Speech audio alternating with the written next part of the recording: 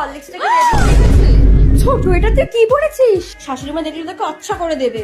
যা গিয়ে শাড়ি পরে আয়। রিল্যাক্স দিদি, শাশুড়ি মা আমাকে দেখে আরো কিউট বললো। আর যা গরম পড়েছে, আমি তো এই জামা পরেই থাকতে পারছি না। আর তুমি এগুলো কি ভারী কাপড় চোপড় পরে, দূর একটু রিল্যাক্স কাপড় পরো না।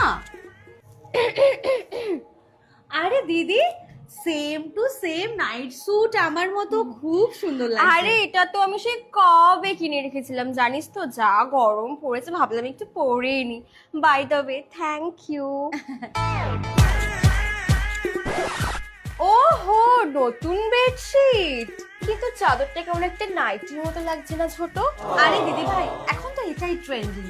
আর যা প্রপার শুটি না, শুতে যা আরাম। আর এটা ঘরের লুকসটাকে আরো এনহ্যান্স করে দেয়। তুমি কি করে বুঝবা? ও আচ্ছা।